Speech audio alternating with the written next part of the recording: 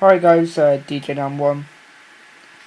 Today I'm going to do a video on how to use the Q window inside of Freestyler. So to do this and to use the Q window inside of Freestyler, you're going to first need to open the program. And to do this demonstration, as you can see, I'm using two jelly domes, just linked up together, and it's going into my USB connection down there. So as you can see, when you open the program, it will recognise two fixtures are in there, and it will black them out ready for DMX mode.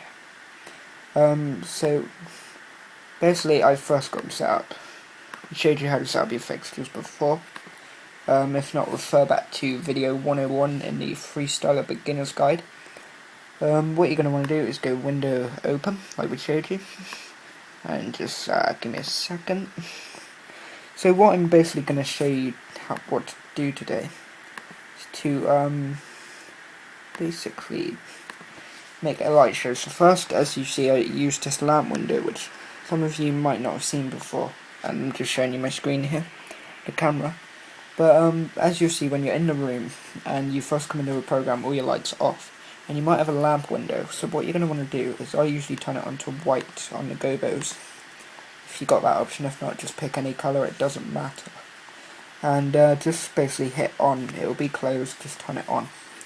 And there you go, your lights are now on, so you can see it's all working.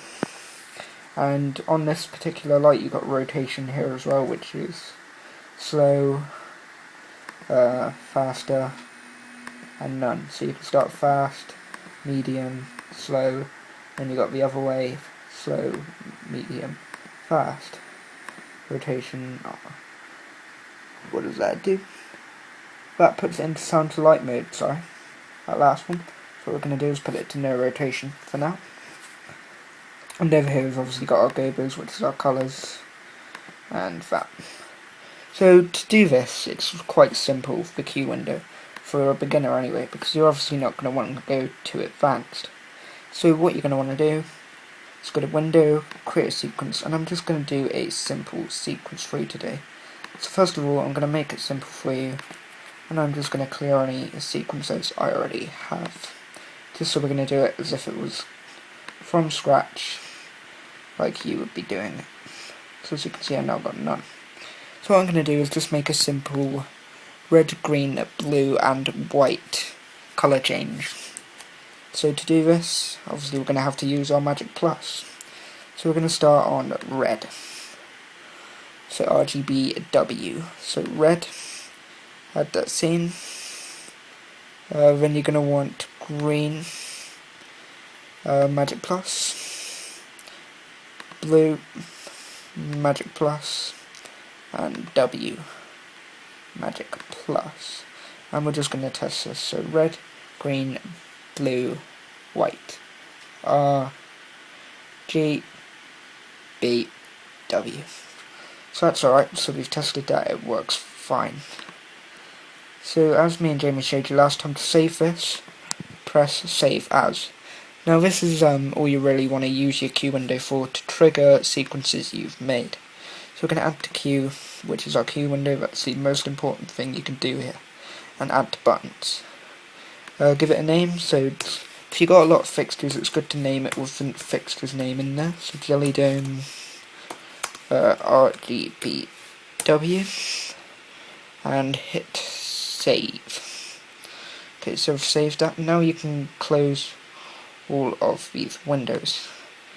I'm going to leave it on blue for now. So now you're going to want to go window. You're going to want to bring up Q. And this is the window that many of you want to know about.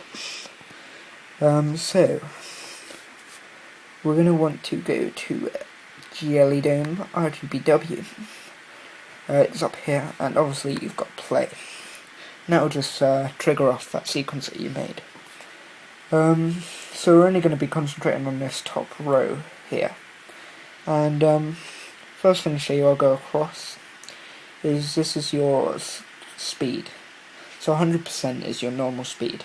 If you go below 100%, you're slowing the switch down. And if you go higher, speed and the change up. So if I get a max, the flicking through is really fast now. So I'll take it back down to about 100. I have not figured out a way to get this exactly back to 100, but 99, 1% is not going to make a change. Okay, and also a great thing is, you can set all of these speeds. So say you had more than one sequence set up in here. You can control all of these sequences' speeds, so like a master control over everything. So you could have everything running at slow, or everything running at fast. Right, to go back to 100. Right, now the only other things on the key window you have is these buttons over here. Now, what you've got here is loop on and off. Now, as you see now, it's getting to red. It's going green, blue, W, and then back to red. Now, if you wanted to only do this once, you would press this till it goes red, and then it would stop on the last colour, so it would stop on our white. And then we bring it back again, and it would go red, green, blue, W, red. And then we turn it off, and it would stop at white. Okay, if you wanted to, this next control here is your reverse, so as you can see it goes red, green, blue, W. If we press this, it will go W, blue, green, red. So backwards, we'll put some forwards again. This one here is random. So as you can see, I've organised it to go red, green, blue, W. If we wanted it to randomise it and go white, blue, green, red, or white, it will just pick any of those random scenes. So any of the random scenes you've made or sequences, or I'll call them steps. So as you can see on the screen here, it's showing what step out of 5 it's doing. So 2, 3, 4, instead of 1, 2, 3, 4, 5. So this middle box here shows you what scene you're currently playing, and this shows the fade time between it. So that's random. I'll turn it back onto our set one. Here you've got restore values. You're not going to want to worry about that. All that will do, I believe, is to reset all your values back to default. So that's not going to really matter. If your fixtures sound to light, you could say you want the fixture to change as it hears sound. So every time a beat goes, it will change to the next step in your sequence. So that's how you activate that. If you don't want that on, keep that turned off. You can also use the built-in sound system on your laptop to do this, but we haven't figured that out yet. So it's best to use fixtures with the built-in sound option. There. React to tap and manual trigger. I'll show you this. This button down here, it says tap sync. Basically, if you have a track at say 120 BPM, which is 1, 2, 3, 4, 1, 2, 3, 4, 1, 2, 3, 4. If you wanted it to, if you wanted these lights to change at that speed, you would go 1, 2, 3, 4, 1, 2, 3, 4, 1, 2, 3, 4. And now it's going to change at that speed. 3, 4, 1, 2, 3, 4. And if you wanted to do it manual, so this manual triggers where it's like 1, 2, 3. So I could leave it on blue if I wanted it to change to the next step. Go white, and then red. Stay on red till I change it again.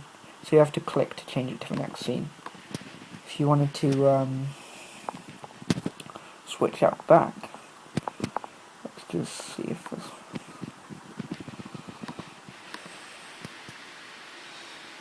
We're going to pop this back to 100% now, and it will go back to automatic. And if you want to reset it at any time, just turn it off and back on again. And finally, you've got disable all fades. So what that will do is just snap to the next colour instead of slowly fading it. So I hope that is a help to you. Obviously, if you wanted to disable your buttons, you could by pressing disable buttons, and all that does is stop that from working when you want it to. I'm not quite sure why you would need that, so I'm gonna tell you to forget that. You can then release all your fixtures, which make sure they're out of the queue window and just into your command again on the window view. So that is it. Practice and enjoy.